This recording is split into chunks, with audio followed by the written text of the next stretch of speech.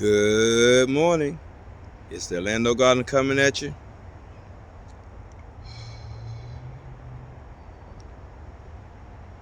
Y'all see that?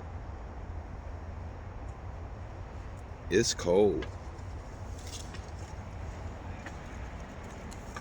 But let's look and see what the Orlando gardener is doing on his property when it get into the 40s and 30s. I'm climbing up the ladder.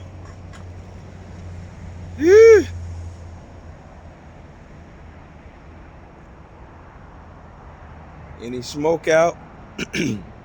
Mm-mm. Any frost cloths? Mm-mm.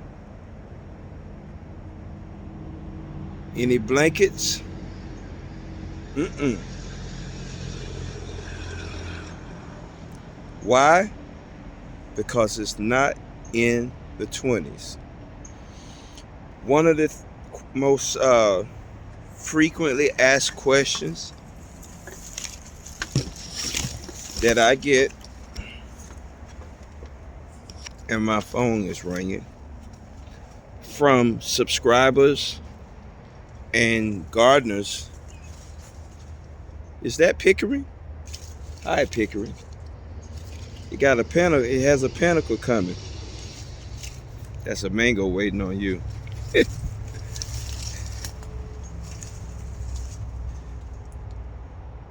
And this year, I might sell a few.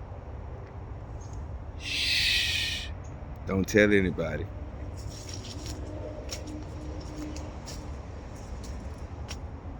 Again, the most frequent asked question this time of year in my inbox on the Orlando Gardener Facebook page is, what are you about to do? What are you going to do? Well, I'm not going to do anything. The only time that I cover or start the fires is when there's a possible threat for 20s. If it's in the 40s, I welcome it. Why? So that it can push my trees to start doing this and this.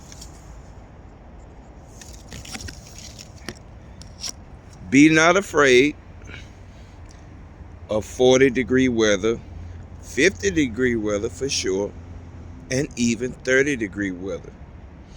Now my eyebrow goes up a little bit when it's around 32. I start to get my boots on a little bit, but other than that, I don't deal with it.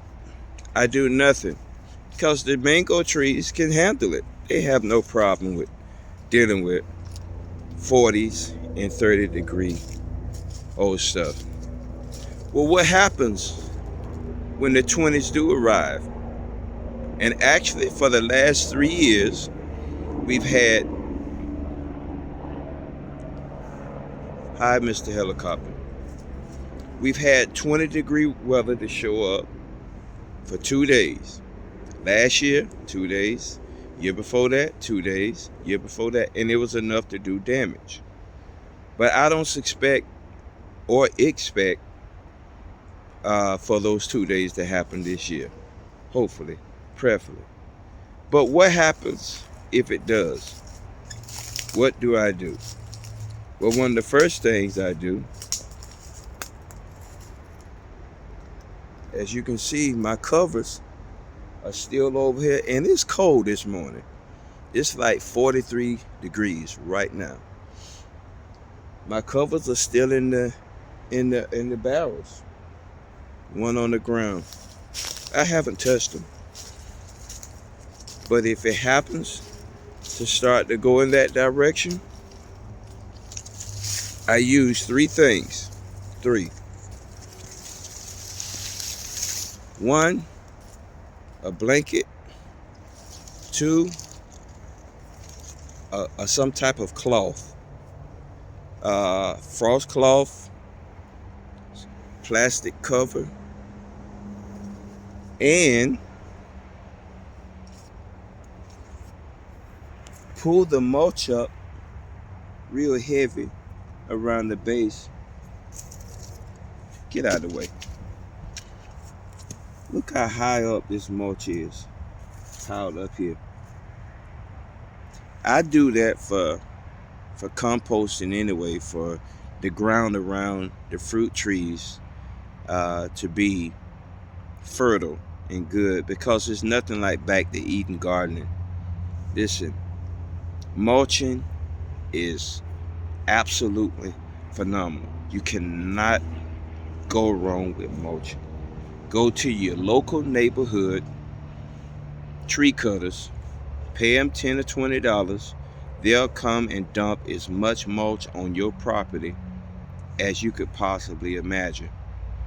And there's a program called Chip and Drop. You sign up for Chip and Drop, and they will automatically, you let them know whether or not you will take logs, you just want wood, leaves, or whatever. You'll see the whole little questionnaire. You answer that questionnaire, and they'll bring a load to the place of your choice. It's called Chip and Drop. But I mulch heavy. Look around this particular lychee tree. The leaves that fall from the mango trees, I don't rake them away. I rake them up around the base of the trees. Let me go over here to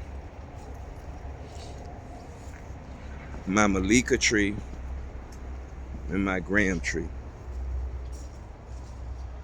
Look at the floor, y'all. It's covered with leaves. Why? Because that's going to help fertilize the tree in a natural manner, and at any given time that there's a possibility for a freeze, all I got to do is pick up my handy dandy rake and rake the leaves up around the base of the tree. And I also, at different places on the property, and this is still here from 2 years ago. This is a metal wheelbarrow basin. See that log inside there? I would just start a fire in burn barrels. I have a couple of burn barrels.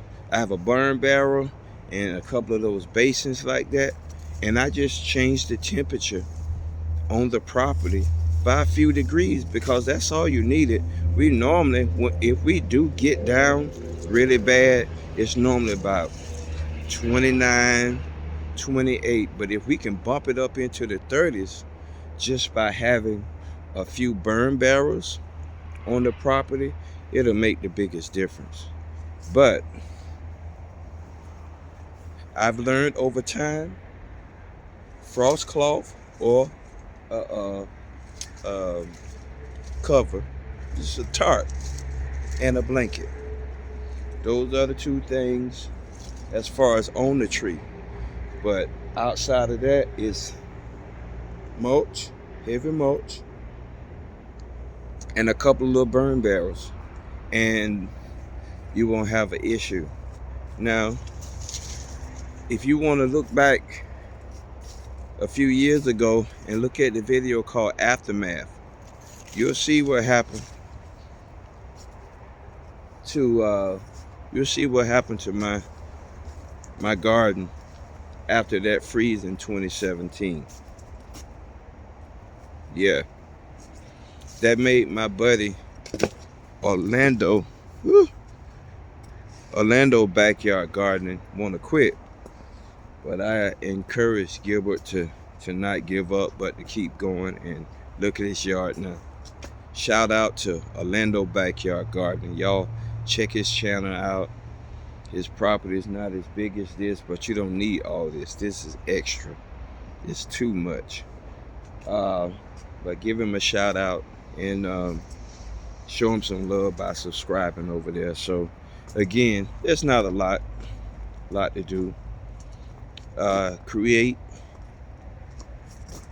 a little bit of a temperature change, mulch around them real good, cloth, blanket, just like us. Just bundle up a little bit. All right, just wanted to do this video real quick. Phone calls are coming in. It's in the morning and people are calling. People need help. So let me get on my job. All right, this is the Landlord Gardener coming at you. Just wanted to do this video at a viewer's request. And I have other videos on the same subject. But if y'all like the content, I hate to sound like a robot, but I just found out that you have to ask people to subscribe. So I'm asking you, those in Africa, Canada, Australia, Thailand, come on in, y'all. Come on in. Subscribe to the channel and share the videos. This is the Landlord Gardener coming at you. Y'all have a good one.